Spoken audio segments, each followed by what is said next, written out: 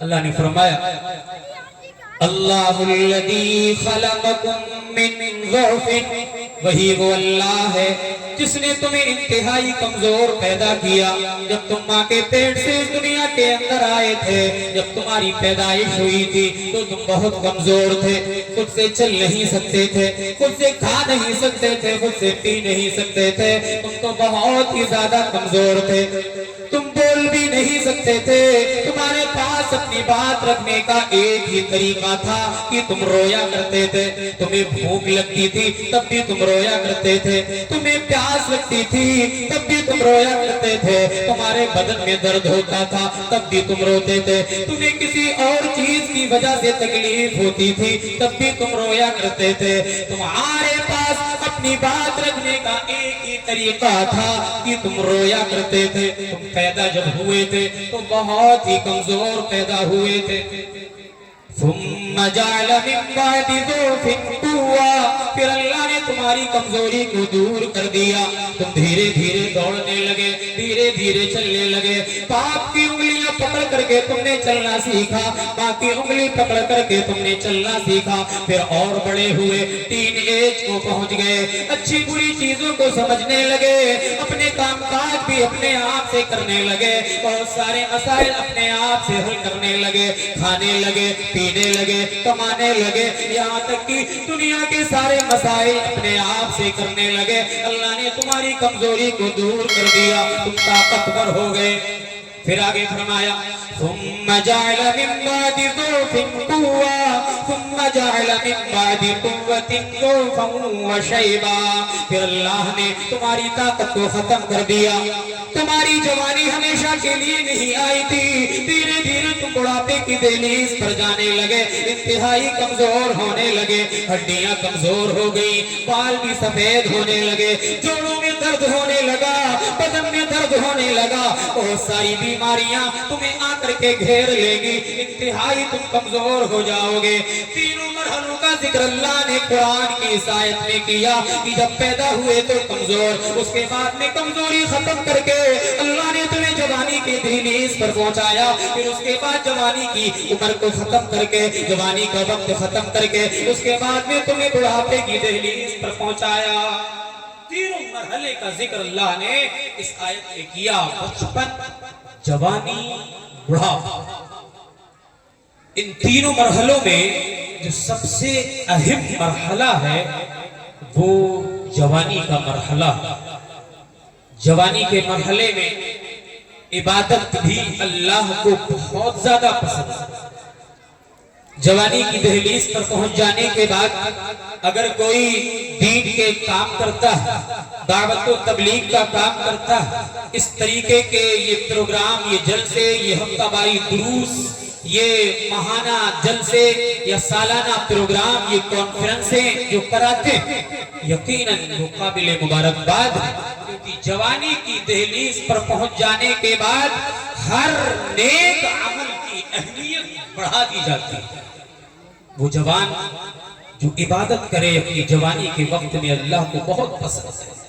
پیاری نبی صلی اللہ علیہ وسلم نے ایک حدیث کے اندر فرمایا ان اللہ تعالی یحب الشاب الذی یفنی شبابہ فی طاعت اللہ، وہ نوجوان اللہ کو بہت زیادہ پسند ہے، تو اس جوان سے اللہ تعالیٰ بہت محبت کرتا ہے جس کی جوانی اللہ کی اطاعت کرنے میں گزر رہی ہو، اللہ کی عبادت کرنے میں گزر رہی ہو، دین کی کام کاج کرنے میں گزر رہی ہو، وہ جوان اللہ کو بہت ہی زیادہ پسند ہے۔ یہی وجہ ہے پیارے نبی نے اس جوانی کی دہلیز پر پہنچ جانے کے بعد عبادت کرنے کی اہمیت کو یوں بیان فرمایا، اٹھاؤ تو پیارے نبی صلی اللہ علیہ وسلم نے حدیث کے اندر فرمایا کہ جب نفسی نفسی کا عالم ہوگا، کوئی کسی کا پرسان حال نہ ہوگا، سب کو اپنی اپنی پڑی ہوگی، انتہائی سخت گھڑی ہوگی، بہت ہی خطرناک عالم ہوگا، میدان محشر میں سارے لوگ جمع کیے جائیں گے، سورج بھی بہت زیادہ قریب ہوگا، بہت زیادہ گرمی ہوگی، اتنی زیادہ گرمی ہوگی کہ انسانوں کے بدن سے پسینہ نکل رہا ہوگا، اتنا زیادہ پسینہ نکلے گا۔ حدیث کے اندر آیا، حدیث اٹھا کر کے دیکھ لو، حدیث کا مطالعہ کر لو، اتنا زیادہ پسینہ نکل رہا ہوگا، کوئی ٹخنوں تک پسینے میں ڈوبا ہوا ہوگا، کوئی گھٹنوں تک پسینے میں ڈوبا ہوا ہوگا، کوئی کمر تک پسینے میں ڈوبا ہوا ہوگا، اور کوئی پورا کا پورا پسینے میں گوتے لگا رہا ہوگا۔ اتنی سخت گھڑی میں پیارے نبی نے اس جوان کے لیے بشارت دی جو اپنی جوانی اللہ کی عبادت میں لگاتا ہے۔ پیارے نبی فرماتے سبعۃ یظلھم اللہ فی ظلہ یوم لا ظل الا ظلہ، اس دن اللہ کا عرش جو ہے کچھ چند مخصوص لوگوں کے لیے سایہ بن جائے گا، کسی بھی قسم کا سایہ نہ ہوگا، چٹیل میدان ہوگا، اوپر سے سورج کی تپش ہوگی، سورج کی گرمی ہوگی، ایسی کنڈیشن میں اللہ کا عرش جو ہے وہ چند لوگوں کے لیے سایہ بن جائے گا۔ پیارے نبی نے ان 7 مخصوص لوگوں میں اس جوان کا بھی ذکر کیا جس کی جوانی اللہ کی عبادت میں گزر رہی ہوگی۔ وَشَابٌ نَشَأَ فِي عِبَادَةِ اللَّهِ، اس نوجوان کے لیے بھی بشارت ہے، اس نوجوان کے لیے بھی خوشخبری ہے، اس نوجوان کے لیے بھی مبارکباد ہے جو اپنی جوانی کے وقت میں اللہ کی عبادت کرتا ہے۔ کتنی فضیلت ہے، کتنا اونچا مقام ہے جوانی میں عبادت کرنے کی، جوانی میں اللہ کو راضی کرنے کا، عبادات کرنے کا، بہت اچھا۔ آپ کو معلوم ہونا چاہیے کہ پیارے نبی صلی اللہ علیہ وسلم کے پاس نوجوان صحابہ علم حاصل کرنے کے لیے آتے تھے۔ ایک حدیث سنا تھا، راوی حدیث حضرت مالک بن حویرث رضی اللہ تعالیٰ عنہ، وہ کہتے ہیں ہم پیارے نبی کے پاس آئے، اتینا النبی صلی اللہ علیہ وسلم، ہم پیارے نبی کے پاس آئے۔ کون کہہ رہے ہیں؟ مالک بن حویرث کہہ رہے ہیں، ایک نوجوان صحابی کہہ رہے ہیں کہ ہم پیارے نبی کے پاس آئے، تو جتنے بھی لوگ پیارے نبی کے پاس آئے تو سارے کے سارے نوجوان تھے، سارے کے سارے جوان تھے، ان میں سے بعض کی شادی ہو گئی تھی، بعض کی شادی ابھی نہیں ہوئی تھی۔ پیارے نبی صلی اللہ علیہ وسلم کے پاس ہم نے تقریباً 20 دن کا عرصہ گزارا، 20 دن کا عرصہ گزارا۔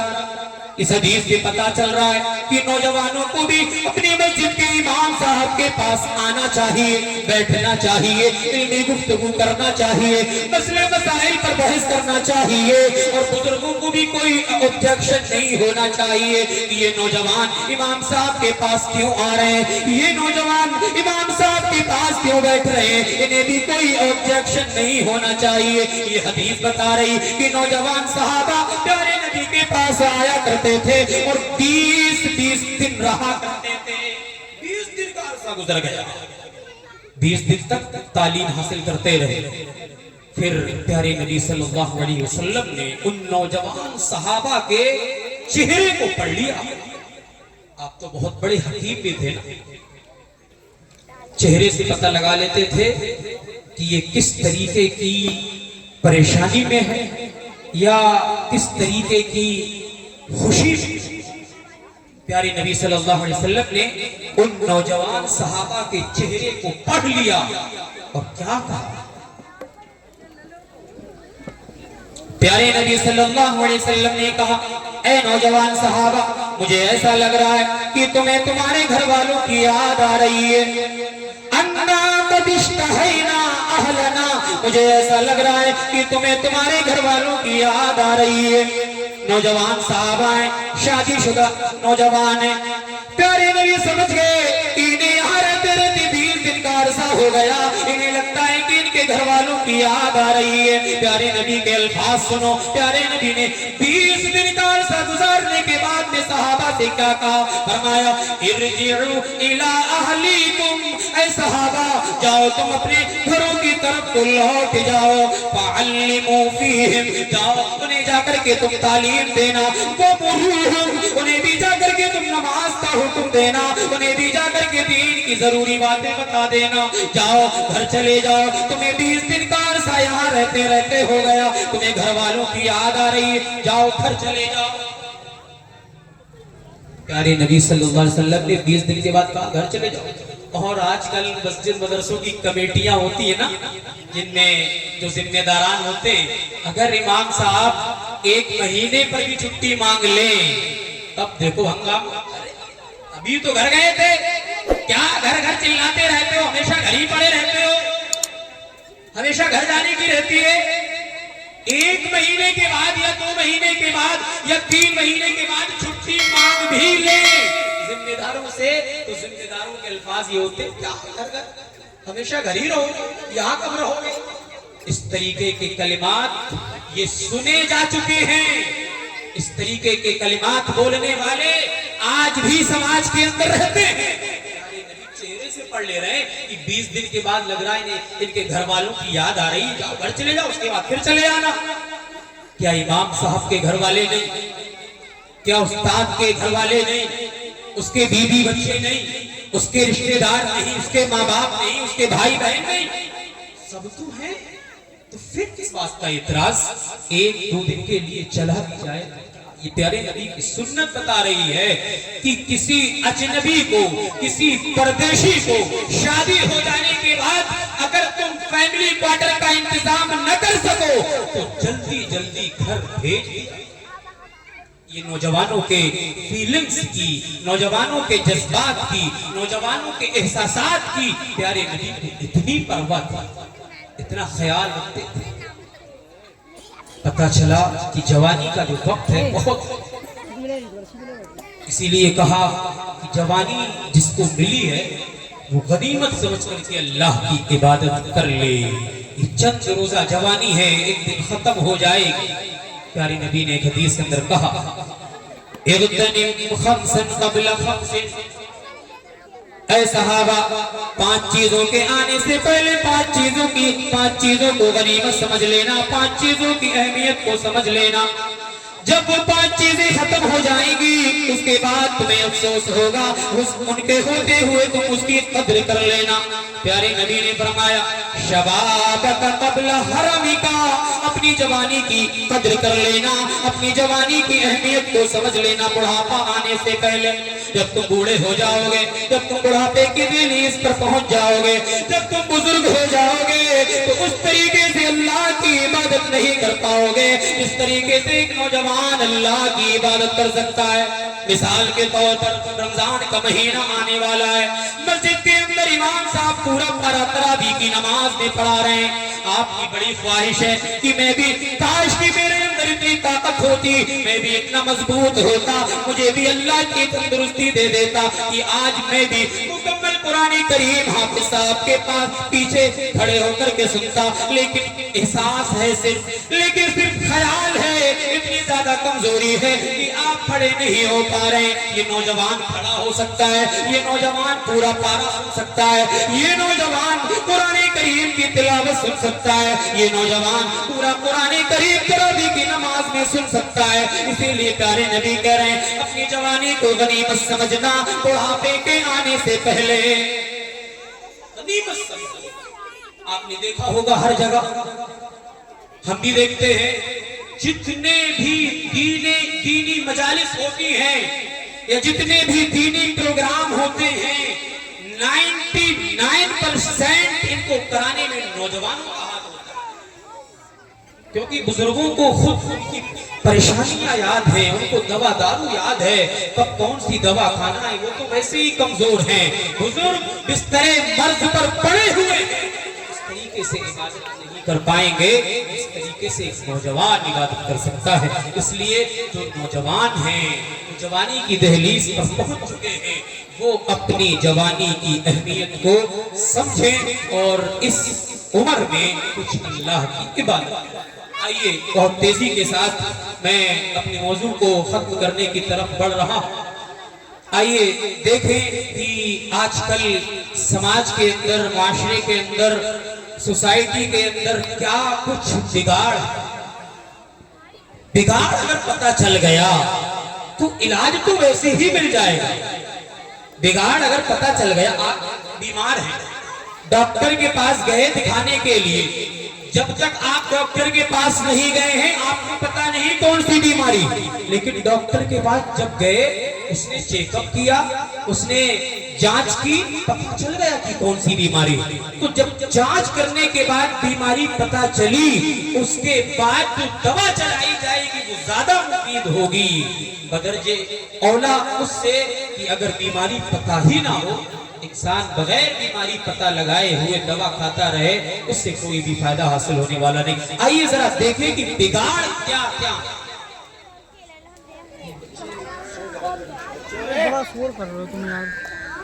پہلا بگاڑ جو قوم کے سماج کے نوجوانوں میں ہے وہ یہ کہ آج نوجوانوں کا خواہ وہ لڑکے ہوں یا لڑکیاں ان کا عقیدہ مضبوط نہیں ہے, ان کی توحید مضبوط نہیں ہے.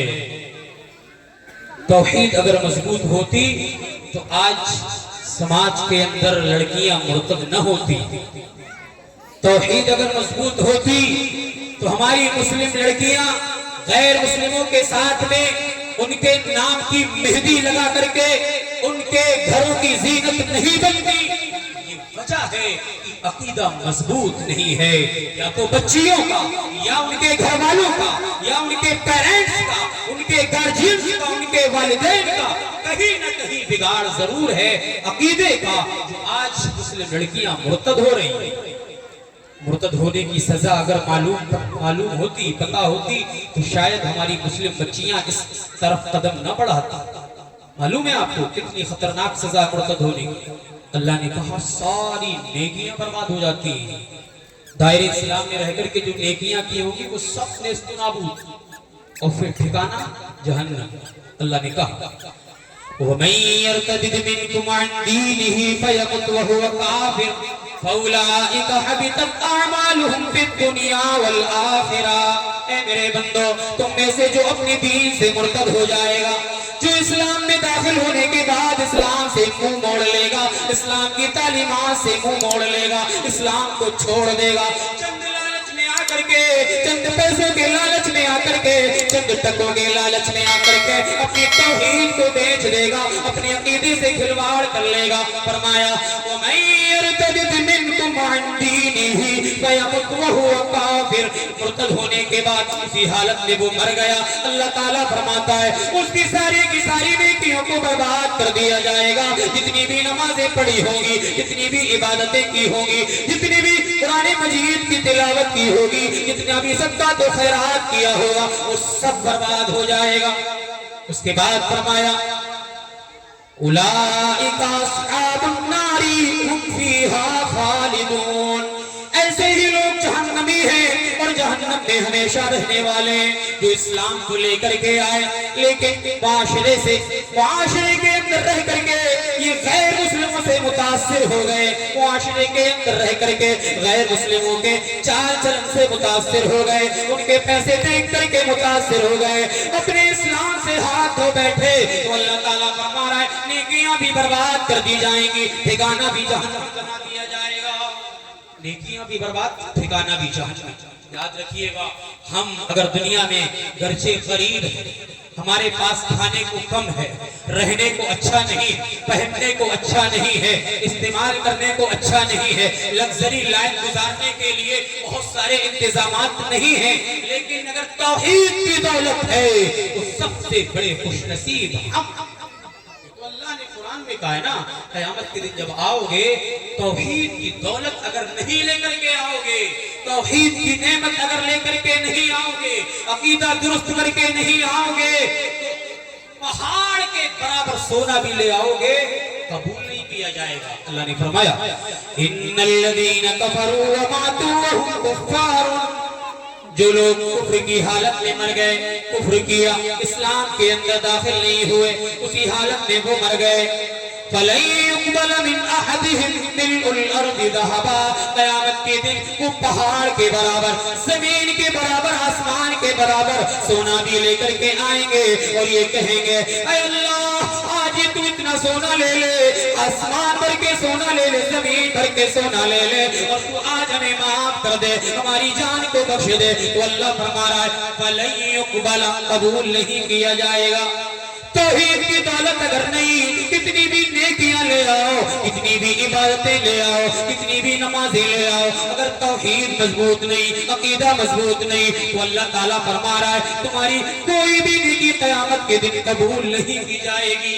عقیدہ ضروری ہے، بنیاد ہے، بیس ہے۔ عقیدہ مضبوط نہیں تو پھر کچھ بھی بات نہیں بنے گی۔ اس لیے آج عقیدے کا جو بگاڑ ہے وہ نوجوان لڑکوں میں بھی ہے، نوجوان لڑکیوں میں بھی۔ مثال کے طور پر ہمارا خالق جو ہے وہ اللہ رب العالمین، ہر چیز کا مدبر، ہر چیز کا کریٹر، ہر چیز کا پیدا کرنے والا اگر کوئی ہے تو وہ اللہ کی ذات، اللہ خالق کل شیء، اللہ ہی نے ہر چیز کو پیدا کیا، ہر چیز کو پیدا کیا۔ کوئی بھی چیز آپ لے آؤ، کوئی بھی چیز لا کر کے پیش کر دو، یہ سب اللہ کی کریشن ہے، اللہ کی مخلوق۔ اب اگر جب اللہ ہمارا خالق ہے تو پھر شادی شدہ جوڑوں کے یہاں اگر اولاد نہ ہو تو پھر غیروں کے یہاں جا کر کے اولاد کیوں مانگی جاتی ہے؟ اللہ ہی جب ہمارا خالق تو پھر غیروں کے دروں پر جا کر کے اولاد کا سوال کیوں کیا جاتا؟ کہیں نہ کہیں عقیدے میں بگاڑ۔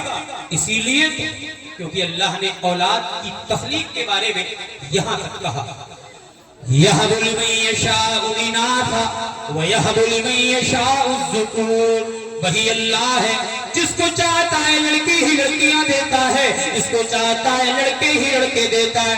آپ نے سماج کے اندر دیکھا ہوگا کتنی فیملیاں ایسی ہیں جن کے یہاں 10 لڑکیاں ہیں، جن کے یہاں 6 لڑکیاں ہیں، جن کے یہاں 12 لڑکیاں ہیں، کوئی بھی لڑکا نہیں۔ کیوں؟ کیونکہ اللہ فرما رہا ہے یہ اللہ کی منشا ہے، یہ اللہ کی مرضی کے مطابق ہے۔ وہ جس کو چاہتا ہے لڑکیاں ہی لڑکیاں دیتا ہے، وہ جس کو چاہتا ہے لڑکے ہی لڑکے دیتا ہے۔ بہت ساری فیملیاں ایسی بھی ہوں گی جن کے یہاں 6 بھائی ہیں، 7 بھائی ہیں، 10 بھائی ہیں، لیکن ان 10 بھائیوں کی کوئی بہن نہیں۔ کیوں؟ کیونکہ اللہ کی مرضی ہے، اللہ کی منشا ہے، اللہ کا حکم ہے کہ اس کے یہاں صرف بیٹے ہی بیٹے پیدا ہوں گے۔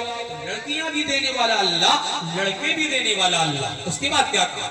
او یزوجہم ذکرانا و اناثا، تو لڑکے اور لڑکیوں کو ملا کر کے دینے والا بھی ہے، جس کو چاہتا ہے لڑکے اور لڑکیاں ملا کر کے دیتا ہے۔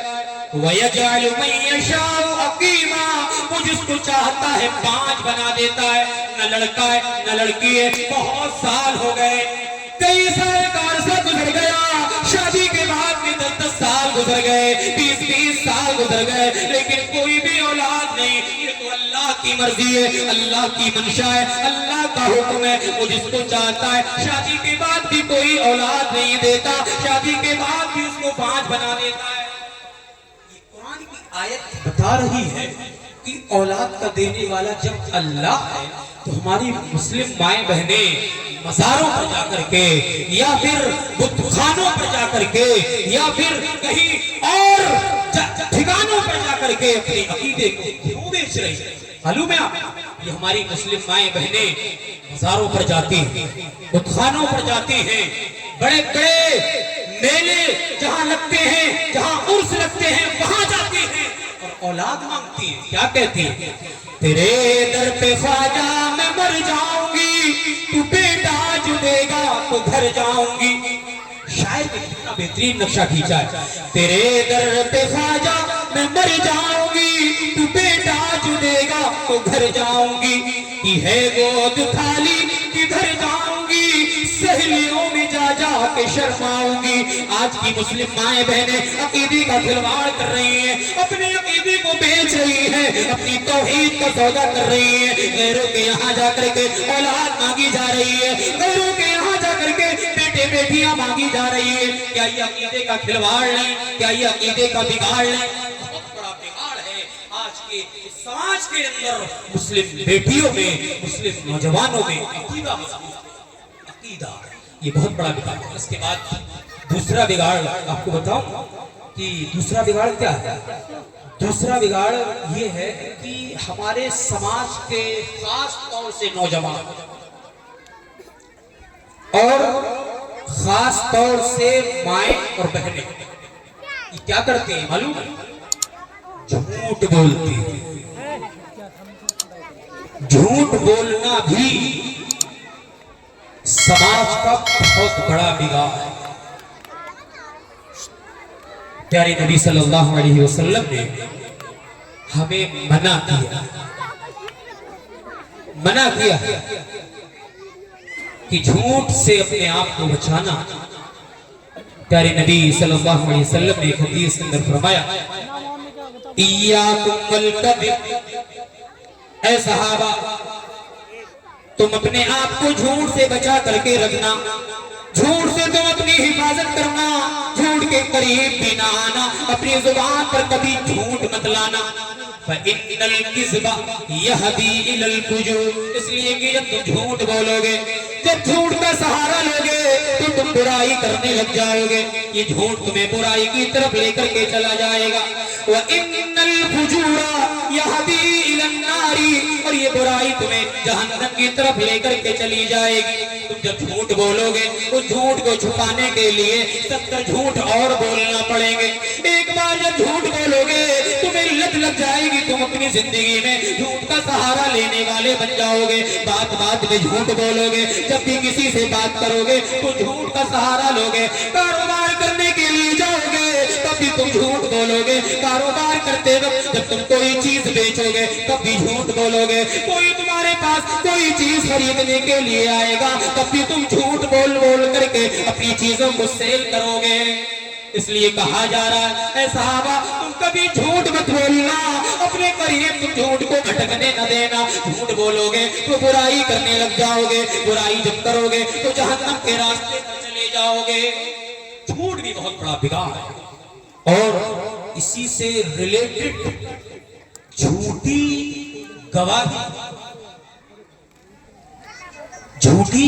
گواہی دینا یہ بھی آج کل بہت چل رہا ہے۔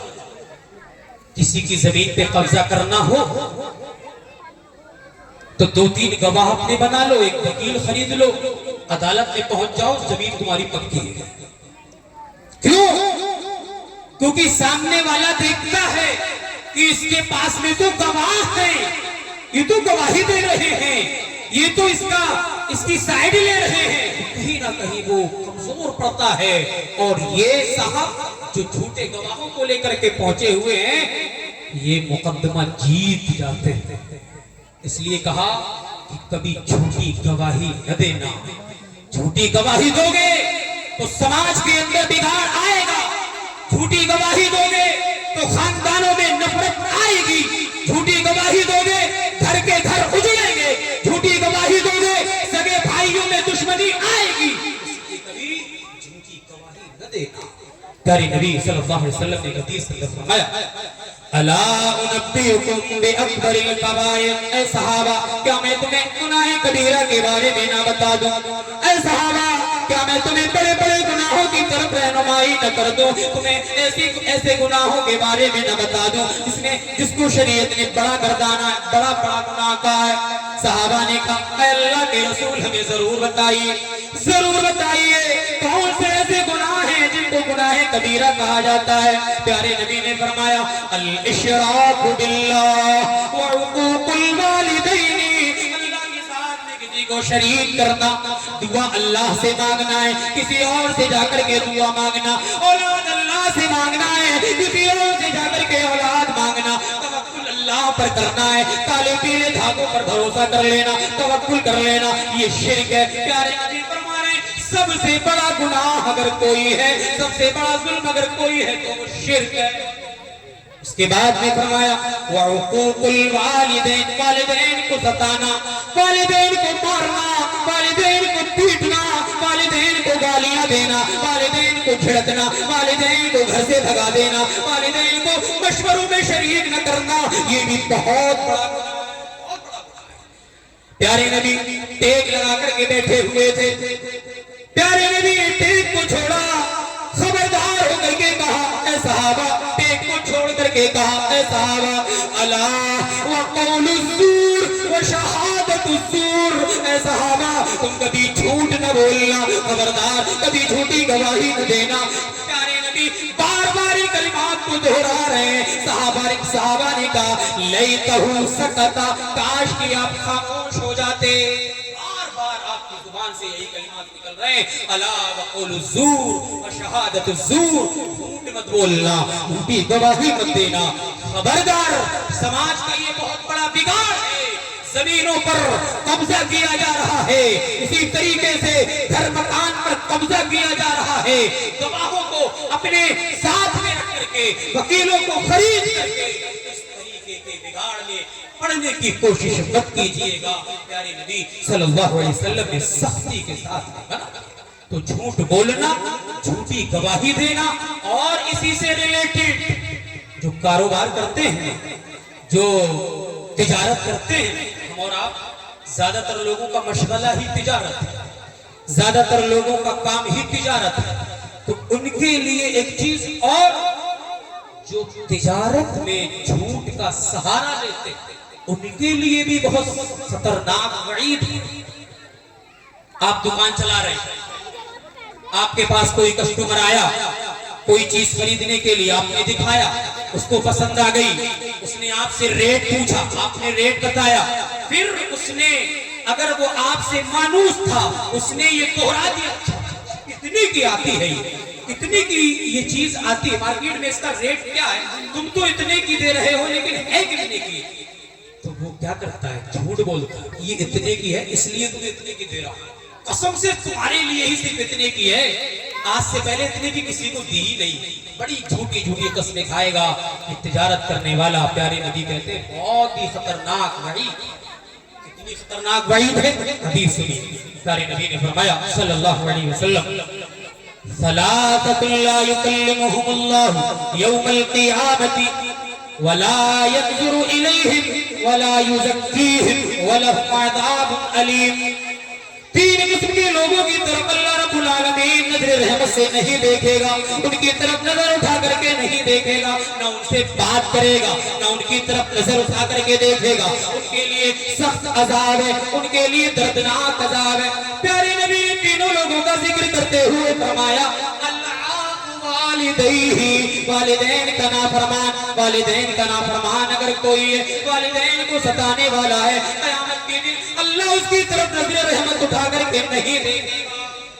پھر فرمایا والمنان وعطاؤہ، احسان کر کے احسان جتلانے والا، احسان کرنے کا حکم دیا گیا، احسان کرنے کی تعلیم دی گئی۔ احسان کرنا بہت اچھی بات ہے، لیکن احسان کر کے احسان جتلانا بہت ہی خطرناک ہے۔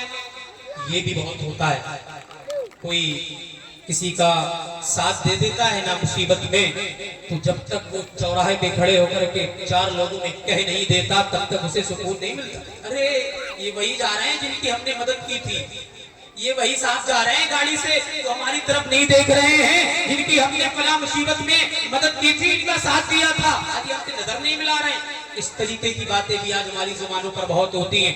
احسان کرنا اچھی بات ہے، احسان کرنے کی تعلیم دی گئی، حکم دیا گیا، بڑی فضیلت کا کام ہے، لیکن احسان کر کے احسان جتلانا بہت خطرناک ہے۔ اس کے بعد میں پیارے نبی نے فرمایا والمنفق سلعته بالحلف الكاذب، اپنے سامان کو جھوٹی قسمیں کھا کھا کر کے بیچنے والا، سامان بیچ رہا ہے، ریٹ زیادہ لگا رہا ہے، زیادہ منافع حاصل کر رہا ہے، مارکیٹ کا جو ریٹ ہے اس سے زیادہ ریٹ لگا رہا ہے۔ کیوں لگا رہا ہے؟ کیونکہ شارٹیج لگی ہوئی ہے، مارکیٹ میں وہ مال مل ہی نہیں رہا ہے، تو اس نے سوچا موقع بہت اچھا ہے، ریٹ بڑھا بڑھا کر کے بیچو، زیادہ منافع لے لو، زیادہ فائدہ حاصل کر لو۔ ایسے موقع بار بار نہیں آتے، جھوٹ بول بول کر کے یہ اپنی چیزیں بیچ رہا ہے۔ پیارے نبی فرماتے ہیں اگر جھوٹی قسمیں کھا کر کے تم اپنے سامان کو فروخت کرو گے، قیامت کے دن اللہ تم سے بات نہیں کرے گا۔ جھوٹ بولنا، جھوٹی گواہی دینا، کاروبار میں جھوٹ کا سہارا لینا، یہ سماج کا بہت بڑا بگاڑ۔ تیسرا بگاڑ سماج کا، جب ہم سماج پر نظر ڈالتے ہیں تو ایک بگاڑ اور ملتا ہے، وہ کیا ہے؟ تنہائی میں، اکیلے میں، خلوت میں اللہ کی بغاوت کرنا۔ ایسے تو سب اللہ کے فرشتے لگتے، ایسے تو سب دیندار نیک متقی پرہیزگار لگتے، بڑے مہذب بڑے شریف النفس لگتے، لیکن اکیلے میں ہم کتنے اچھے ہیں، اکیلے میں ہمارا ایمان کتنا مضبوط ہے، یہ اصل سب کے سامنے متقی بن جانا یا متقی والا چہرہ بنا لینا، شریف لوگوں والا چہرہ بنا لینا، یہ اصل نہیں ہے۔ اصل کیا ہے؟ تنہائی میں اپنے ایمان کی حفاظت کر لینا، اور یہ نہیں ہو رہا۔ مسلم نوجوان لڑکے ہوں یا مسلم نوجوان لڑکیاں رات بھر یہ موبائلوں پر کیا کر رہے ہیں؟ کیا کر رہے ہیں؟ موبائل کی اسکرینوں پر پوری راتیں کالی کر رہے ہیں۔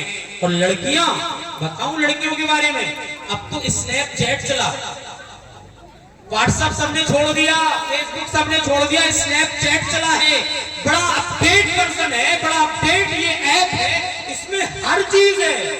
ویڈیو کال کر لو، آڈیو کال کر لو، فوٹو آپس میں ارسال ایک دوسرے کو کر لو، میسج کر لو، ویڈیو بھیج دو، ویڈیو لے لو، سب چل رہا ہے اسنیپ چیٹ پہ۔ اور زیادہ تر لڑکیاں اسنیپ چیٹ استعمال کر رہی ہیں، پوری رات ہی کیا کر رہی ہیں؟ موبائلوں کی اسکرینوں پر کیا دیکھ رہی ہیں؟ یہ موبائل کی اسکرینوں پر کمبل میں لحاف میں منہ اندر کر کے کیا تماشے کر رہے ہیں یہ نوجوان لڑکے اور نوجوان لڑکیاں؟ کبھی دھیان دیا؟ کبھی اس طرف سوچا؟ کبھی آپ نے غور کیا؟ کبھی ان کی طرف نظر اٹھا کر کے دیکھا؟ نہیں کیا۔ اکیلے میں اگر کوئی گناہ سے نہیں بچ پاتا، کہتے ہیں کہ ساری نیکیاں برباد کر دی جائیں گی۔ ایک حدیث سنیے، کان کھڑے ہو جائیں گے۔ حدیث سنیے، پیارے نبی صلی اللہ علیہ وسلم کہتے ہیں، راوی حدیث حضرت ثوبان رضی اللہ تعالیٰ عنہ ہیں، وہ کہتے ہیں پیارے نبی نے فرمایا لَأَعْلَمَنَّ قُوَامًا مِّنْ أُمَّتِي يَأْتُونَ يَوْمَ الْقِيَامَةِ بِحَسَنَاتٍ أَمْثَالَ جِبَالِ التِّهَامَةِ بِيضَاء۔ میں اپنی امت میں کچھ ایسے لوگوں کو جانتا ہوں، میری امت میں کچھ ایسے لوگ ہیں جو بہت ساری نیکیاں لے کر کے آئیں گے، ایک بہت بڑے پہاڑ کے مانند نیکیاں لے کر کے آئیں گے، روزہ بھی لے کر کے آئیں گے، نماز بھی لے کر کے آئیں گے، تہجد کی نمازیں بھی لے کر کے آئیں گے، تراویح کی نماز لے کر کے بھی آئیں گے، بڑا صدقہ لے کر کے آئیں گے، بڑا خیرات لے کر کے آئیں گے۔ پیارے نبی کے الفاظ سنو، فَيَجْعَلُهُ اللَّهُ هَبَاءً مَنْثُورًا، اللہ ان کی ساری نیکیوں کو ہوا منصورہ کر دے گا، برباد کر دے گا، ہواؤں میں اڑا دے گا۔ حضرت ثوبان نے کہا صِفْهُمْ لَنَا وَجَلِّهِمْ لَنَا أَلَّا نَكُونَ مِنْهُمْ وَنَحْنُ لَا نَعْلَمُ۔ اے اللہ کے نبی، ایسے لوگوں کا ذکر فرما دیجئے، ایسے لوگوں کی طرف اشارہ کر دیجئے، ایسے لوگوں کی طرف نشاندہی کر دیجئے، کہیں ایسا نہ ہو ان لوگوں میں ہم بھی ہوں اور ہمیں پتہ ہی نہ ہو۔ حضرت ثوبان کہتے ہیں اللہ کے نبی بتائیے تو صحیح۔ پیارے نبی نے کہا اما انہم وإخوانکم ومن جلدتکم، اے ثوبان وہ تمہارے ہی بھائی ہوں گے، تمہاری ہی نسل سے ہوں گے، وَيَأْخُذُونَ مِنَ اللَّيْلِ كَمَا تَأْخُذُونَ، وہ راتوں کو ایسے ہی سوتے ہوں گے اس طریقے سے رات کو تم سوتے ہو، لیکن ایک چیز الگ ہوگی، ایک برائی پائی جاتی ہوگی، کیا فرمایا وَلَٰكِنْ إِذَا خَلَوْا بِمَحَارِمِ اللَّهِ انتَهَكُوهَا، جب وہ اکیلے میں جائیں گے تو اللہ کی بغاوت سے نہیں بچ پائیں گے، اکیلے میں جب جائیں گے تو برائی سے نہیں بچ پائیں گے، تنہائی میں جب جائیں گے تو اللہ کی نافرمانی سے نہیں بچ پائیں گے۔ پیارے نبی صلی اللہ علیہ وسلم کہتے ہیں کہ اگر تنہائی میں برائی سے نہیں بچ پاتے ہیں تو نیکیاں برباد کر دی جائیں گی۔ یہ بھی بہت بڑا بگاڑ ہے آج کے نوجوان۔ ایک بگاڑ اور حسد، ایک دوسرے سے حسد کیا جا رہا ہے۔ کسی کو اللہ نے پیسے سے نواز دیا اس سے حسد، کسی کو اللہ نے علم سے نواز دیا اس سے حسد، کسی کو اللہ نے مقام دے دیا اس سے حسد، بس کسی طریقے سے اس کا یہ چھن جانا چاہیے تبھی چین و سکون ہمیں ملے۔ یہ فیلنگز ہمارے ذہن و دماغ میں آج پائی جاتی ہے، بہت حسد ہو رہا، لڑکے ہوں یا لڑکیاں ہوں، مائیں بہنیں ہوں یا بزرگ ہوں، نوجوان کوئی بھی وہ سب اس میں ملوث. حالانکہ معلوم ہے کتنی خطرناک چیز ہے یہ حسد کرنا. نیکیوں کو کھا جاتا ہے یہ حسد. کیسے؟ جیسے لکڑی آگ لکڑی کو کھا جاتی ہے. پیارے نبی صلی اللہ علیہ وسلم نے حدیث میں فرمایا ایاکم الحسد فإن الحسد یاکل الحسنات. اے صحابہ تم اپنے آپ کو حسد سے بچا لینا، اس لیے کہ حسد ایک ایسی بیماری ہے تو تمہاری نیکیوں کو اس طریقے سے کھا جائے گی کما تاکل النار الحطب، اس طریقے سے آگ لکڑی کو کھا جاتی ہے. آگ میں تم نے لکڑیوں کو رکھا، لکڑیوں سے تم نے آگ کو روشن کیا، لکڑیوں کے ذریعے تم نے آگ کو جلایا، ایک ایک کر کے ساری کی ساری لکڑیاں جل کر کے راکھ ہو جائیں گی، ساری لکڑیاں ختم ہو جائیں گی، آگ بھی بجھ جائے گی. پیارے نبی نے تشبیہ دے کر کے سمجھانے کی کوشش کی اے میری امت کے لوگوں تم کبھی حسد نہ کرنا. حسد اگر کرو گے، کسی سے حسد کرو گے، کسی کی نعمت کو دیکھ کر کے پریشان ہوگے تو تمہاری نیکیاں ختم ہو جائیں گی. حسد بھی ایک بہت بڑا بگاڑ ہے، اس سے بھی بچنے کی ضرورت ہے. اب ایک اور بگاڑ ہے جو بہت ہی خطرناک، اس کا تعلق ماں اور بہنوں سے. وہ کیا ہے؟ بے پردگی، بے حیائی. یہ بھی ہمارے سماج کا بہت بڑا بگاڑ، چاہے وہ نوجوان مرد ہوں یا نوجوان لڑکیاں، سب اس میں ملوث. آپ کو معلوم ہونا چاہیے کہ ہماری شریعت نے جہاں عورت کو اتنا اونچا مقام دیا ہے، اس کے قدموں کے نیچے جنت رکھی ہے، تو دوسری طرف اس کے لیے کچھ قاعدے قوانین بھی بنائے، اسے پردے میں رہنے کی تعلیم دی. اور یہ تعلیم کیوں دی ہے؟ یہ اس لیے دی ہے تاکہ مسلم لڑکی کو آئیڈینٹی حاصل ہو سکے، ایک پہچان حاصل ہو سکے، ایک معرفت حاصل ہو سکے کہ یہ مسلم لڑکی ہے.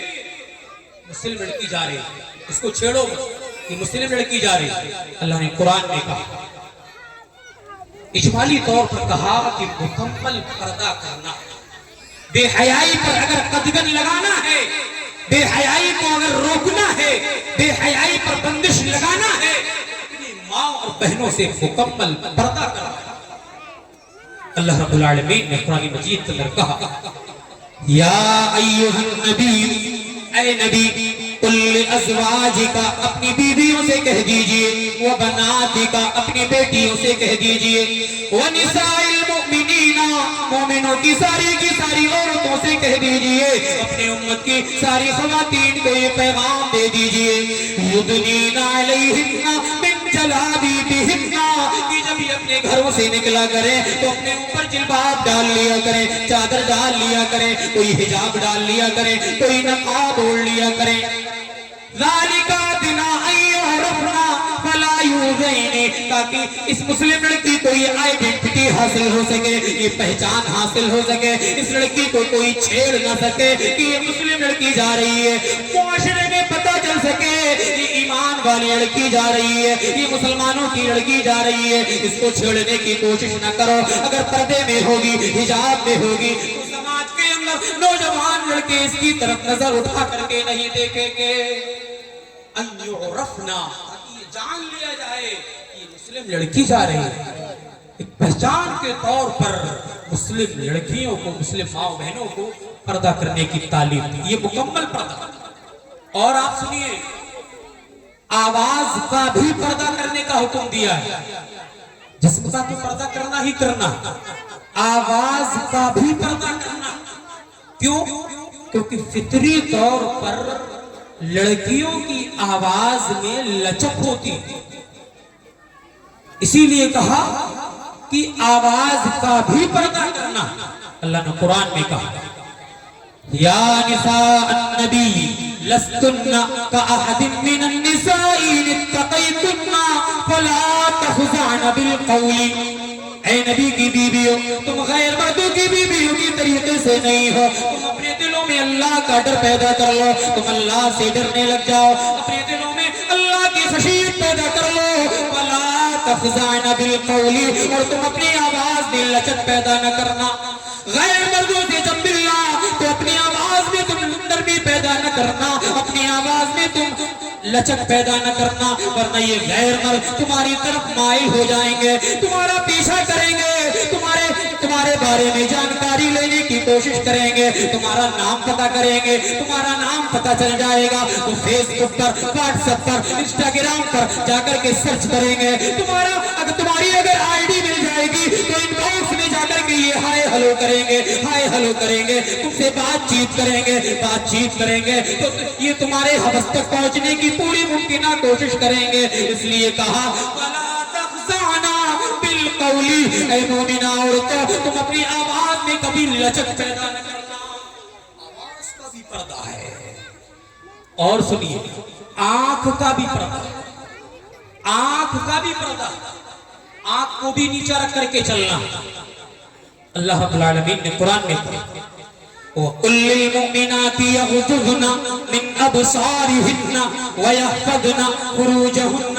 اے نبی آپ مومنہ عورتوں کو یہ پیغام دے دیجئے, ان کو بتا دیجئے کہ جب یہ نکلا کریں, گھر سے باہر جایا کریں تو اپنی نگاہ کو نیچا رکھا کریں, اپنی نگاہوں کو ادھر ادھر نہ چلایا کرے, غیر مردوں کی طرف اپنی نگاہ نہ ڈالا کرے, نگاہ نیچی کر کے چلے, اپنی شرمگاہوں کی حفاظت کر کے چلے.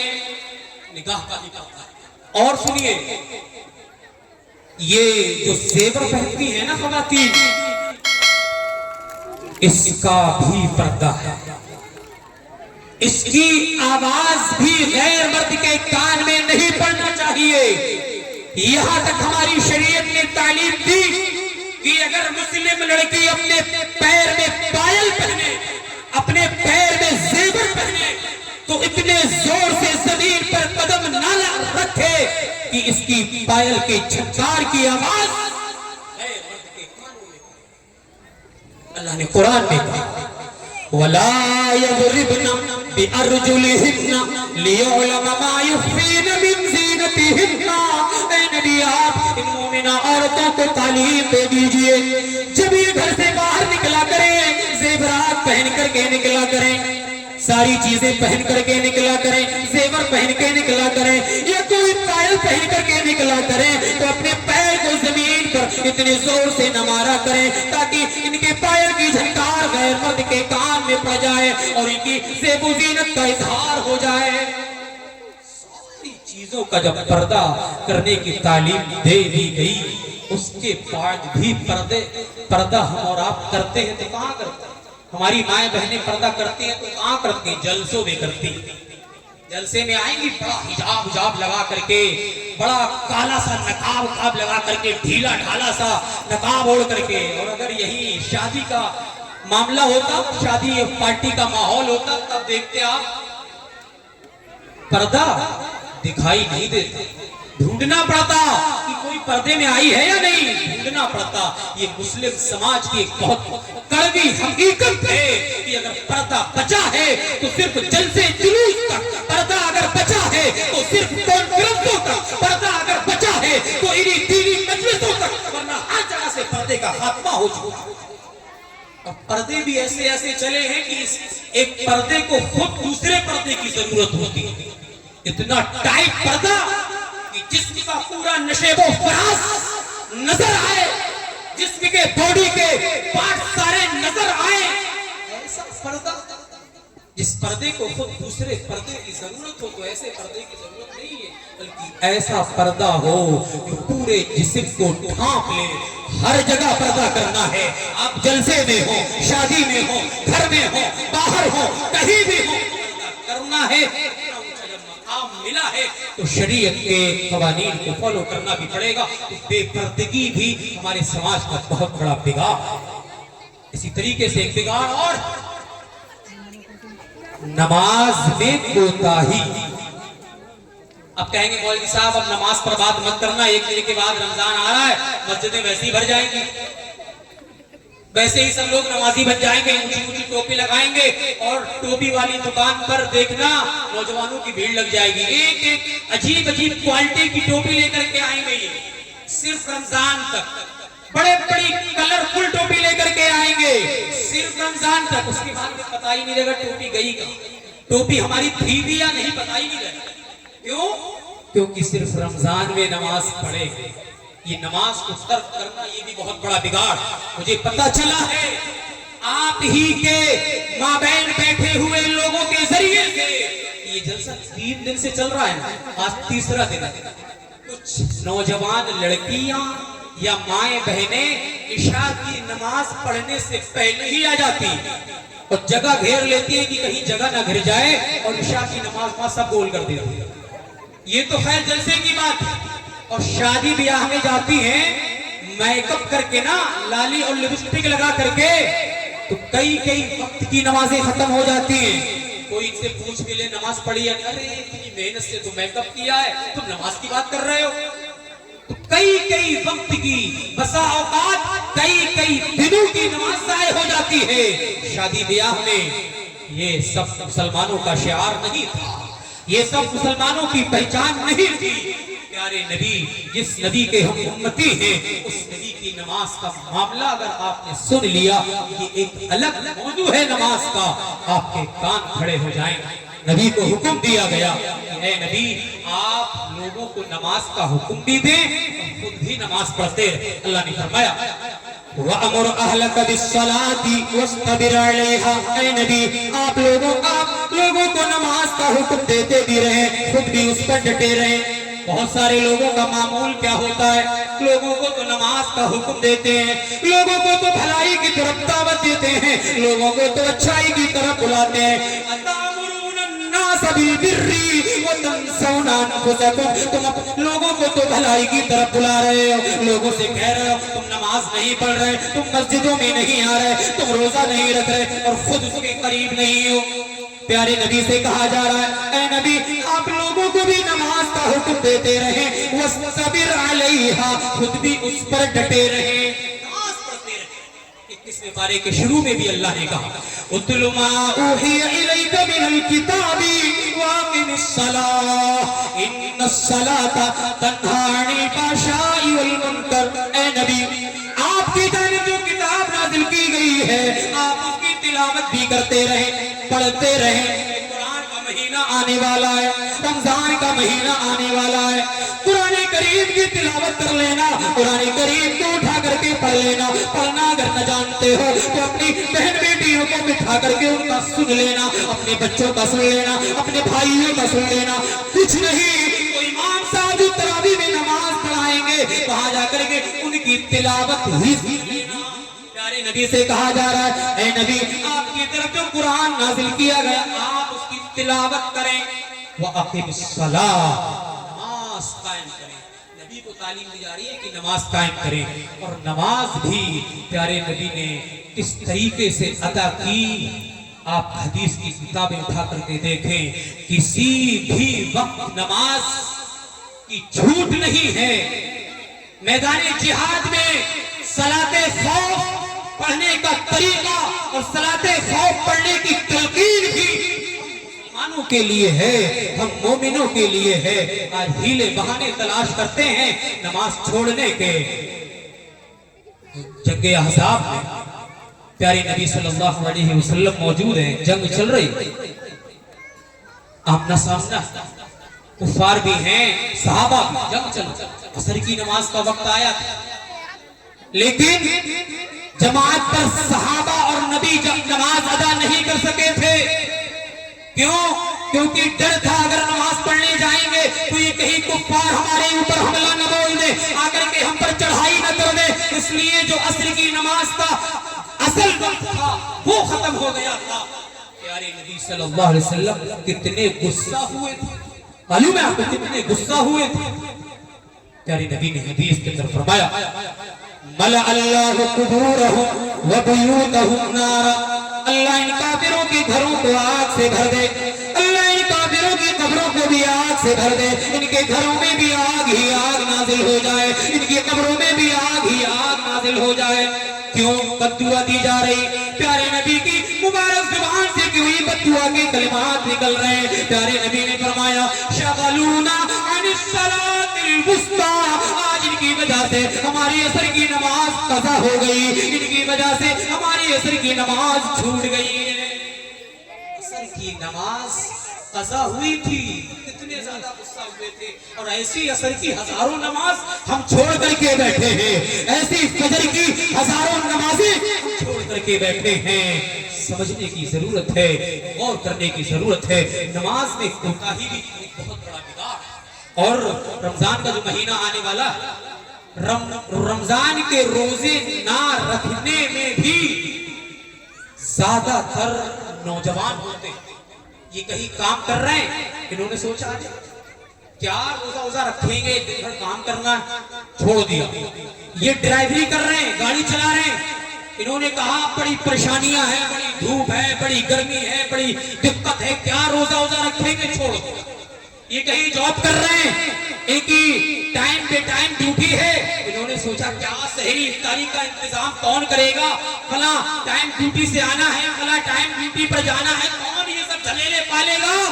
روزہ چھوڑ دیا. یہ سب چلتا. نوجوان لڑکے بہت سارے ایسے ہیں جو روزہ چھوڑ دیتے ہیں، اور روزہ چھوڑ کر کے کھاتے کہاں ہیں؟ ہوٹلوں میں. ایسے ہوٹلوں میں جہاں مکمل پردے کا انتظام ہوتا ہے، جہاں مکمل پردے ہوتے ہیں، مکمل آڑ ہوتی ہے، کھانا پینا کرتے ہیں. بقیہ ایام کی طرح رمضان کے مہینے میں بھی نحوست ان کے چہروں پر چھائی رہتی ہے. یہ بھی نوجوان کرتے ہیں. یہ بھی بہت بڑا بگاڑ ہے کہ روزے نہ رکھیں.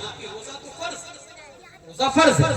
اس امت محمدیہ کے ہر عاقل بالغ مسلمان مرد اور عورت کا روزہ فرض. کوئی ہیلا بہانہ نہیں. سفر میں ہو تو بعد میں قضا کر لینا ہے، مریض ہو تو بعد میں قضا کر لینا ہے، لیکن چھوٹ نہیں ہے. اللہ نے فرمایا یا ایھا الذین آمنوا کتب علیکم الصیام کما کتب علی الذین من قبلکم لعلکم تتقون. ایمان والو، تمہارے اوپر روزے کو فرض کر دیا گیا، تمہارے اوپر روزے کو واجب کر دیا گیا جس طریقے سے پہلے کی امتوں پر روزے کو فرض کیا گیا تھا. یہ ایسا نہیں ہے کہ صرف تمہارے اوپر روزہ فرض کیا گیا، صرف تمہیں روزے کا مکلف بنایا گیا، ایسا کوئی بھی معاملہ نہیں. بلکہ آپ سے پہلے جو امتیں آئی ہیں، ہم سے پہلے جو امتیں آئی ہیں، ان کے لیے بھی روزہ تھا. ان کی کنڈیشن الگ تھی، ان کے شرائط الگ تھے، ان کے اصول الگ تھے. یہ الگ مسئلہ ہے، لیکن روزہ ان کے لیے بھی تھا، روزہ ان کے لیے بھی تھا، ہمارے لیے بھی ہے. اور اس کے بعد والی آیت میں اللہ نے کہا کہ روزہ رکھنا فرض. اللہ نے کہا شہر رمضان الذی انزل فیہ القرآن ھدی للناس وبینات من الھدی والفرقان فمن شہد منکم الشہر فلیصم. اے لوگوں، رمضان کے مہینے میں قرآن کریم کو نازل کیا گیا ہے. یہ جو مہینہ ایک دن کے بعد میں شروع ہونے والا ہے، چند گھڑی میں شروع ہونے والا ہے، تھوڑی ساعتوں کے بعد میں شروع ہونے والا ہے، اسی مہینے کے اندر اللہ نے قرآن کا نزول فرمایا. ایسے قرآن کا نزول فرمایا جو سارے کے سارے لوگوں کے لیے ہدایت ہے، ساری سنسار کی مانوتا کے لوگوں کے لیے ہدایت ہے، سارے لوگوں کے لیے ہدایت کا ذریعہ ہے. مبینات من الہدی والفرقان. اس قرآن مجید کے اندر ہر چیز بالکل واضح اور صاف. والفرقان، یہ قرآن مجید فرقان بھی ہے. حق اور باطل کو سمجھنا ہے تو قرآن پڑھنا پڑے گا، صحیح اور غلط کو سمجھنا ہے تو قرآن پڑھنا پڑے گا، سنت و بدعت کو سمجھنا ہے تو قرآن پڑھنا پڑے گا. اسی طریقے سے غلط اور صحیح کو سمجھنا ہے تو قرآن پڑھنا پڑے گا. توحید اور شرک کو سمجھنا ہے تب بھی قرآن پڑھنا پڑے گا. یہ حق و باطل کے درمیان فرق کرنے والی کتاب. اس کے بعد کہا فمن شہد منکم الشہر فلیصم. تم میں سے جو رمضان کا مہینہ پالے، تم میں سے جس کو رمضان کا مہینہ میسر ہو جائے، رمضان کی گھڑیاں تمہیں مل جائیں، تو تمہیں اس مہینے کے روزے رکھنا ہے. تمہارے لیے ضروری ہے، تمہارے لیے واجب ہے کہ تم اس مہینے کے روزے رکھو. میں سے جس کو یہ مہینہ مل جائے وہ تو خوش نصیب ہے. بہت سارے لوگ ایسے تھے جو پچھلے رمضان میں ہمارے ساتھ میں تھے لیکن آج نہیں. بہت سارے لوگوں کی مائیں پچھلے رمضان میں تھی لیکن آج ان سے ماؤں کا سہارا اٹھ چکا ہے. بہت سارے لوگوں کے والد اس دنیا میں پچھلی سال تھے لیکن اب وہ اپنے باپ کو دیکھنے کے لیے ترس رہے ہیں. بہت سارے لوگ ایسے تھے جن کے گھر والے پچھلے سال رمضان میں تھے لیکن اب نہیں ہیں. جس کو یہ مہینہ مل جائے بہت بڑی نعمت ہے. نعمت کی قدر کر کے اس مہینے کے روزے رکھ لینا. روزے کے حوالے سے بہت اہم بات یہ ہے کہ ہم جب روزہ رکھیں تو صرف کھانا پینا نہ چھوڑیں بلکہ ہر غلط بات، ہر فحش گوئی، ہر برائی، ہر غیبت، ہر چغلی سے اپنے آپ کو محفوظ رکھیں. یہی روزے کا مقصد. یہ صرف روزہ یہ نہیں ہے کہ صرف کھانا پینا چھوڑ دو. پیارے نبی صلی اللہ علیہ وسلم نے فرمایا لیس الصیام من الاکل والشرب. روزہ صرف کسی چیز کا نام نہیں ہے کہ تم کھانا چھوڑ دو، پینا چھوڑ دو. طلوع فجر سے لے کر کے غروب آفتاب تک تم اپنے ہونٹوں سے کچھ نہ لگاؤ، تم کوئی چیز نہ کھاؤ، کوئی چیز نہ پیو. صرف کسی چیز کا نام روزہ نہیں بلکہ روزہ اس چیز کا نام ہے. انما الصیام من اللغو والرفث. بلکہ روزہ تو اس چیز کا نام ہے تم ہر برائی سے رک جاؤ، ہر غیبت سے رک جاؤ، ہر جھوٹی بات سے رک جاؤ، ہر جھوٹی گواہی سے رک جاؤ، ساری کی ساری گندگیوں سے تم رک جاؤ. اسی چیز کا نام تو روزہ ہے. پیارے نبی یہاں تک فرماتے ہیں من لم یدع قول الزور والعمل به فلیس للہ حاجۃ ان یدع طعامہ وشرابہ. جو روزہ رکھ کر کے جھوٹ بولنا نہ چھوڑے، جھوٹ پر عمل کرنا نہ چھوڑے تو اللہ کو اس روزے دار کا کھانا پینا چھوڑ دینا کوئی بھی ضرورت نہیں ہے کہ وہ کھانا چھوڑ دے، پینا چھوڑ دے. ایسے روزے کی تو روزہ رکھ کر کے جھوٹ بولنا نہ چھوڑے، برائی کرنا نہ چھوڑے، غیبت کرنا نہ چھوڑے اور لڑائی جھگڑا کرنا نہ چھوڑے. ایسے روزے سے پیارے نبی فرماتے ہیں کوئی فائدہ حاصل ہونے والا نہیں ہے. جب روزہ رکھیں تو مکمل روزہ ہونا چاہیے. فَإِنْ سَاقَكَ أَحَدٌ إِنِّي صَائِمٌ. اگر تمہیں کوئی گالی دے، گالی اگر تمہیں کوئی دے روزے کی حالت میں تب تمہیں گالی بھی نہیں دینا ہے. لا تصاب بأحد. تمہیں گالی بھی نہیں دینا ہے. انصاف کا احد. اگر تمہیں کوئی گالی دے تب اس سے کیا کہنا ہے؟ فقل انی صائم انی صائم. میں تو روزے دار، میں تو روزے سے، میں نہ گالی دے سکتا ہوں، میں نہ تجھ سے لڑائی کر سکتا ہوں، میں نہ تجھ سے جھگڑا کر سکتا ہوں. یہ روزہ رکھنے کے بعد یہ کوالٹیز، یہ وشیشتائیں، یہ صفات ہمارے اندر پیدا ہونا چاہیے.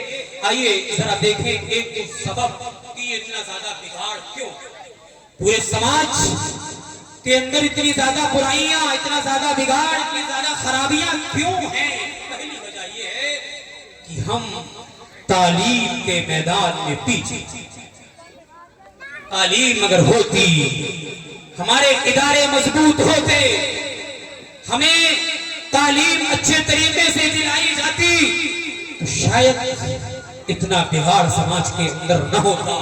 یہ جہالت ہے جو آج سماج کے اندر نظر آتی ہے. یہ جہالت کا معاملہ ہے کہ آج اتنا بگاڑ ہے. جہالت اگر نہ ہوتی، علم ہوتا تو اتنا بگاڑ نہ ہوتا. علم نہ ہونے کی وجہ سے اتنا زیادہ بگاڑ. ایک صحابی ہے حضرت جندب بن عبداللہ رضی اللہ تعالیٰ عنہ. وہ کہتے ہیں کہ ہم پیارے نبی صلی اللہ علیہ وسلم کے پاس میں آئے. پیارے نبی صلی اللہ علیہ وسلم کے ساتھ میں ہم موجود ہیں. پیارے نبی صلی اللہ علیہ وسلم کے پاس ہم جتنے بھی لوگ آئے وہ تقریباً سارے کے سارے لوگ نوجوان تھے. یہ حدیث، اس حدیث سے بھی پتا چل رہا ہے کہ نوجوانوں کو علم کے میدان میں آگے آنا چاہیے، مولویوں سے رابطہ مضبوط کرنا چاہیے، علماء کے مقام کو سمجھنا چاہیے، علماء کو عزت دینا چاہیے، علماء کی توقیر کرنا چاہیے، علماء کو مقام دینا چاہیے، ان کے پاس بیٹھنا چاہیے، آنا چاہیے، مسائل پر گفتگو کرنا چاہیے. پیارے نبی کے پاس صحابہ آئے.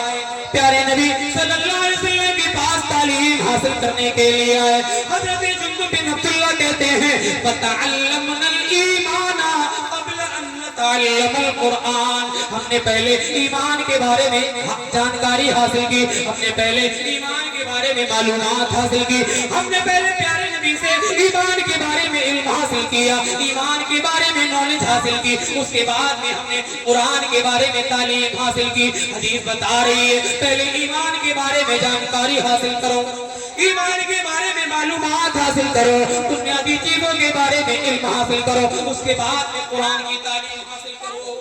پہلے ایمان کو جانو, ایمان ہے کیا, ایمان کہتے کسے ہیں, ایمان کے ارکان کتنے ہیں, یہ ایمان ہم سے چاہتا کیا ہے, اس کا تقاضا کیا ہے. پہلے ایمان کے بارے میں جانکاری حاصل کرو. اگر جانکاری حاصل ہوگی تو اس طریقے کے بگاڑ سے ہم بچ سکتے ہیں. دوسرا سبب یہ ہے, دوسرا سبب اتنے زیادہ بگاڑ پنپنے کا یہ ہے کہ شیطان ہمارے پیچھے جو لگا ہوا ہے, شیطانی وسوسے ہمارا پیچھا نہیں چھوڑ رہے ہیں, جس کی وجہ سے آج اتنا زیادہ بگاڑ. تو شیطان نے وعدہ کیا ہے نا, اللہ رب العالمین سے کہہ کر کے آیا ہے لَأَقْعُدَنَّ لَهُمْ صِرَاطَكَ الْمُسْتَقِيمِ. اے اللہ میں ضرور بھی ضرور تیرے سیدھے راستے پر آ کر کے بیٹھ جاؤں گا. کون کہہ رہا ہے؟ یہ شیطان اللہ سے کہہ رہا ہے اے اللہ میں صراط مستقیم پر آ کر کے بیٹھ جاؤں گا. ثم لآتینہم, پھر تیرے بندوں کے پاس آؤں گا, من بین ایدیہم ومن خلفہم, کبھی آگے سے آؤں گا کبھی پیچھے سے آؤں گا, وعن ایمانہم, کبھی دائیں سے آؤں گا, وعن شمائلہم, کبھی بائیں سے آؤں گا, لیکن آؤں گا ضرور, ہر طرف سے بہکانے کی کوشش کروں گا. شیطان ہر طرف سے آئے گا, آ رہا ہے, شیطانی وسوسے ہمارے ذہن و دماغ میں پل رہے ہیں, اسی وجہ سے آج ہم اتنے بگاڑ میں پڑے ہوئے. لیکن یاد رکھیے جس کا عقیدہ مضبوط ہوتا ہے, اس کا علم مضبوط ہوتا ہے, اس کا ایمان مضبوط ہوتا ہے, اس کو شیطانی وسوسے بہکا نہیں پاتے, کیونکہ اسے پتہ ہوتا ہے کہ اللہ دیکھ رہا ہے. وَإِنَّ عَلَيْكُمْ لَحَافِظِينَ كِرَامًا كَاتِبِينَ يَعْلَمُونَ مَا تَفْعَلُونَ. جن کا ایمان مضبوط ہوتا ہے انہیں تو یہ پتا ہوتا ہے کہ اللہ نے ہمارے اوپر نگراں مقرر کر رکھے ہیں, ہمارے اوپر کرامن کاتبین کو لگا رکھا ہے. ہم جو بھی کریں گے وہ نوٹ ہو جائے گا, ہم جو بھی ایکٹیویٹی کو انجام دیں گے وہ لکھ لیا جائے گا, ہم جو بھی اچھائی برائی کریں گے وہ سب نوٹ کر دیا جائے گا. کرامن کاتبین جو ہمارے کانٹوں پر بیٹھے وہ سب لکھ رہے ہیں. جب علم ہوگا اس چیز کا, عقیدہ جب مضبوط ہوگا, جب ایمان مضبوط ہوگا, تو شاید شیطانی وسوسے سے وہ لوگ بچ جائیں. ایک سبب اور, ہم نے آج اپنے گناہوں کو ہلکے میں لیا. دوسروں کی خامیاں ہمیں خامیاں لگتی ہیں, لیکن اپنی خامیاں خامیاں نہیں لگتی. اپنے آپ میں ہر انسان شریف ہے, لیکن سامنے والے کو اتنا حقیر سمجھتا, سامنے والے میں اتنی زیادہ برائیاں اسے نظر آتی ہیں کہ مت پوچھو. دوربین لگا لگا کر کے یہ دیکھے گا کہ اس میں کیا کیا برائی ہے. ایک سائنسدانوں نے ایک چیز ایجاد کی ہے, مائکروسکوپ. مائکروسکوپ کے ذریعہ بھی اگر ضرورت پڑ جائے تو یہ انسان سامنے والے انسان کے خامیوں کو دیکھنے کی کوشش کر لے گا. سائنسدانوں نے بتایا کہ مائکروسکوپ کا استعمال وہاں ہوتا ہے جیسے دہی ہے, دہی کو آپ کہیں صاف جگہ پر رکھیں اور مائکروسکوپ کے ذریعہ دیکھیں تو آپ کو صاف کیڑے نظر آئیں گے, ایسے پتہ نہیں چلے گا. لیکن مائکروسکوپ کے ذریعے جب دیکھیں گے تو بڑے بڑے کیڑے آپ کو نظر آئیں گے. اگر انسان کو مائکروسکوپ دے دیا جائے اور اس سے کہا جائے کہ تمہیں شام تک اس انسان میں خامیاں بتانا ہے کتنی ہے, تو یہ مائکروسکوپ تک کا استعمال کر لے. اپنی غلطیاں غلطیاں نہیں لگتی, اپنی خامیاں خامیاں نہیں لگتی, اپنے گناہ گناہ نہیں لگتے, سامنے والے کی غلطیاں غلطیاں لگتی ہیں. ایسا نہیں ہونا چاہیے, اپنے گناہوں کو ہلکے میں مت لو. پیارے نبی صلی اللہ علیہ وسلم نے فرمایا کہ اگر کوئی انسان اپنے گناہوں کو ہلکے میں لیتا ہے اس کا دل سیاہ ہونے لگتا ہے، دھیرے دھیرے کالا پڑ جاتا ہے. جب کالا پڑ جاتا ہے تو اس کے دل پر مہر لگا دی جاتی ہے. جب مہر لگا دی جاتی ہے تو پھر اسے کوئی بھی بات سمجھ میں نہیں آتی ہے. یہ تو تھے اسباب. اب ایک دو علاج دیکھ لیجئے. ختم ہونے کا اشارہ مل چکا ہے، بس ایک دو علاج بتا کر کے اپنی جگہ لے رہا ہوں. علاج یہ کہ اتنے سارے بگاڑ ہم نے سن لیے، اسباب بھی سن لیے، اب علاج یہی ہے کہ دنیا کے مقابلے میں آخرت کو ترجیح دو.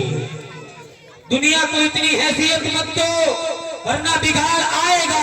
دنیا کو اتنی ترجیح مت دو ورنہ برائیاں پنپے گی. ترجیح دیں گے تو شاید کہ یہ بگاڑ ختم ہو جائے.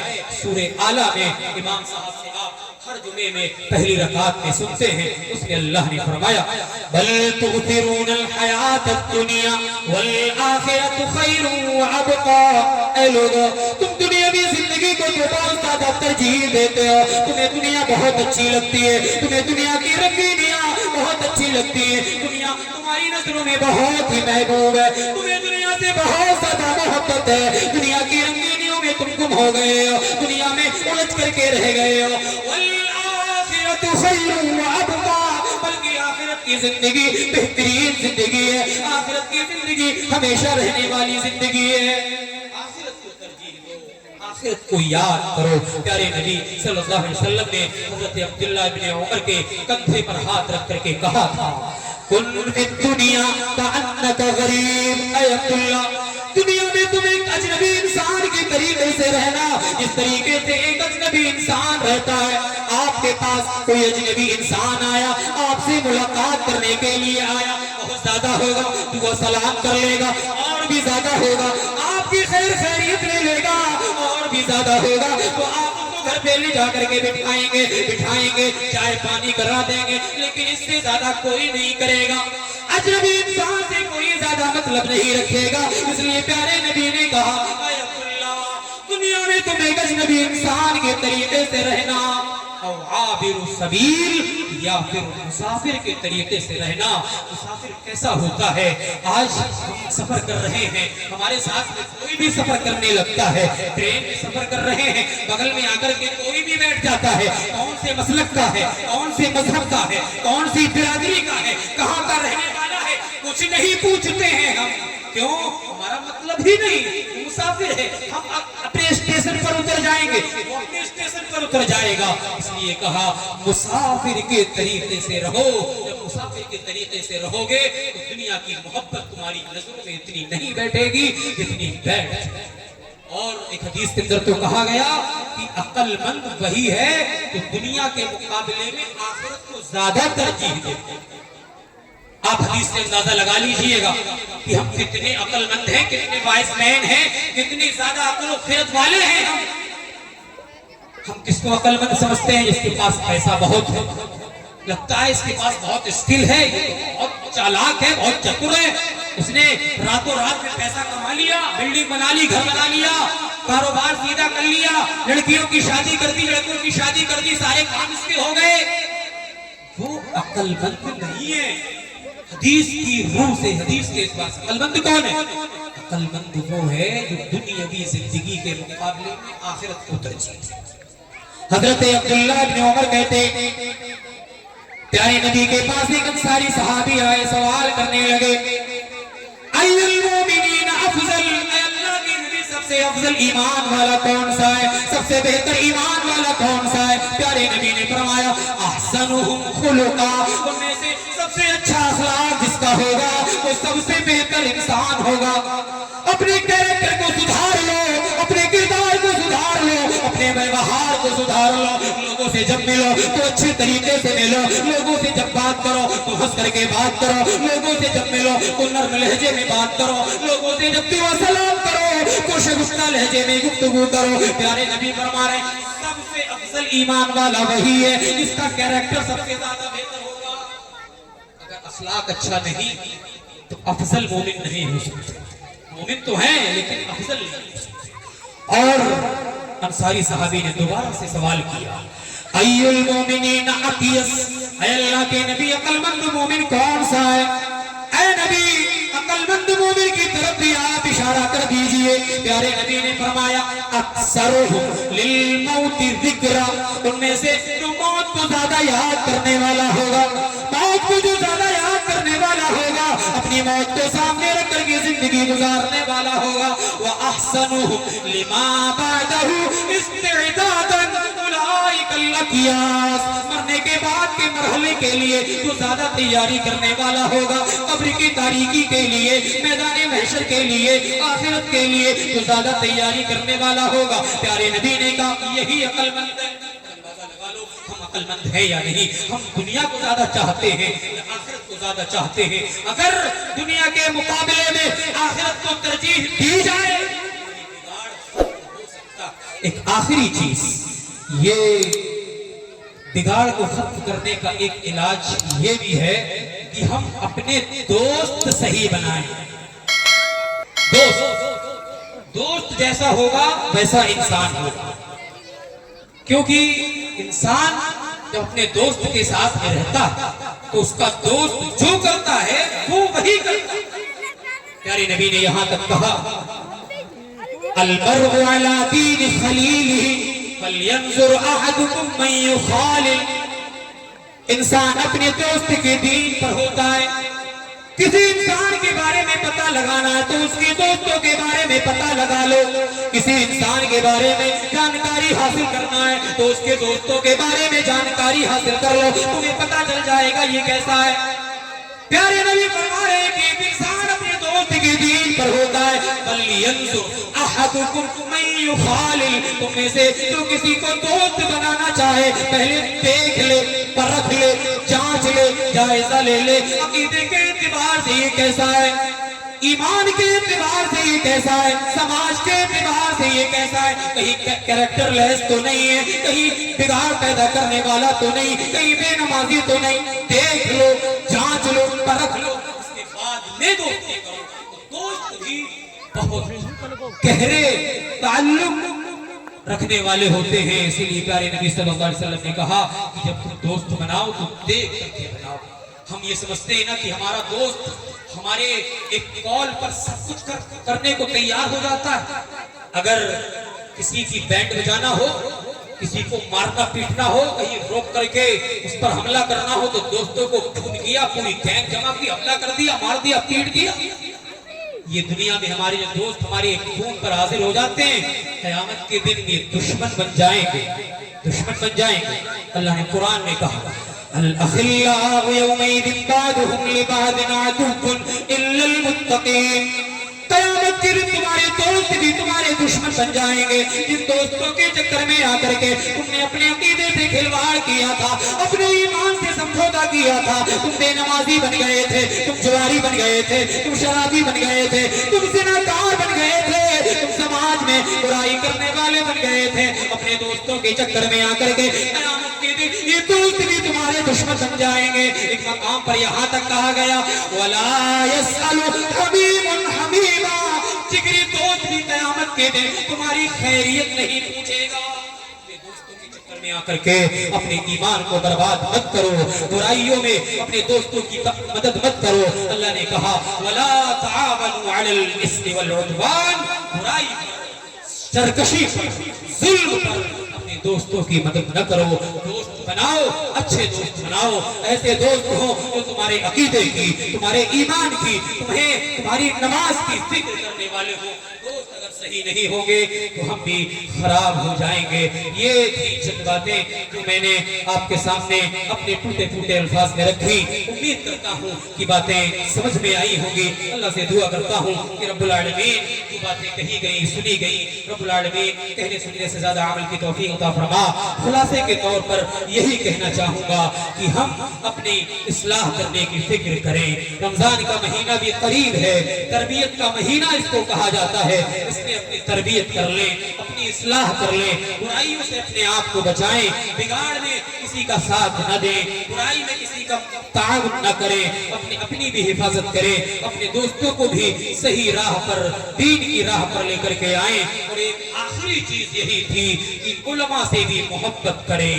اپنے ائمہ سے محبت کریں، علم والوں سے محبت کریں، جن سے فرشتے محبت کرتے ہیں، جن کے لیے فرشتے اپنے پر بچھا دیتے ہیں، جن کے لیے چیونٹیاں اپنے بلوں میں مغفرت کی دعائیں کرتی ہیں، جن کے لیے سمندر میں مچھلیاں دعائیں کرتی ہیں، جن کے لیے اللہ کے نبی صلی اللہ علیہ وسلم نے رحمت کی دعا کی ہے، جن کا مقام اللہ نے بلند کیا ہے، دنیا میں، آخرت میں، برزخی زندگی میں ہر جگہ مقام بلند کیا ہے، لہذا آپ ان کے مقام کو کم نہ کرو، ان کو ذلیل رسوا نہ کرو، ان کو کمتر نہ دکھاؤ، ان کی بے عزتی مت کرو، ان کے مقام کو سمجھو، تبھی ہم کچھ کر پائیں گے، ورنہ جب علماء کی بے عزتی کریں گے تو کہیں کے بھی نہیں رہیں گے۔ علماء ہر چیز میں ہمارا تعاون کرتے ہیں، نکاح یہ پڑھائیں، جنازہ یہ پڑھائیں، کان میں اذان یہ دے، نماز یہ پڑھائیں، ہر کام یہ کریں، تمہارے بچوں کو نظر لگ جائے جب یہ کریں، تمہارے بچوں پر کوئی آفت آ جائے پانی بدل کے یہ دے جب یہ کریں، ساری دعائیں تم ان سے کراؤ، پھر وقت آنے پر ان کو بدتمیزی کے ساتھ ان سے بولو، ان کی بدنامی کرو، چوراہوں پہ کھڑے ہو کر کے ان کے بارے میں بات کرو، یہ سب سیب نہیں دیتا۔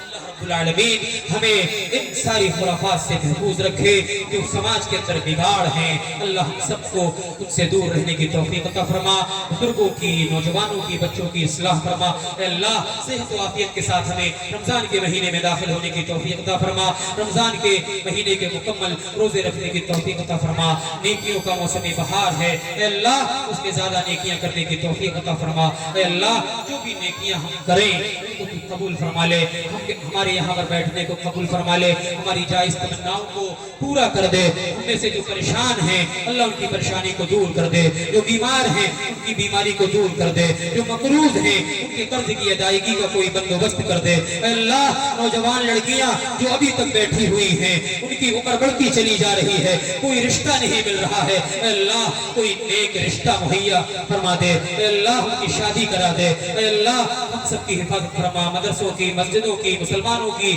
عورتوں کی، بچوں کی، بزرگوں کی، نوجوانوں کی سب کی حفاظت فرما، وآخر دعوانا ان الحمدللہ رب العالمین، اقول قولی هذا استغفر اللہ لی ولکم ولسائر المسلمین فاستغفروه من كل ذنب انه هو الغفور الرحیم، والسلام علیکم ورحمۃ اللہ وبرکاتہ۔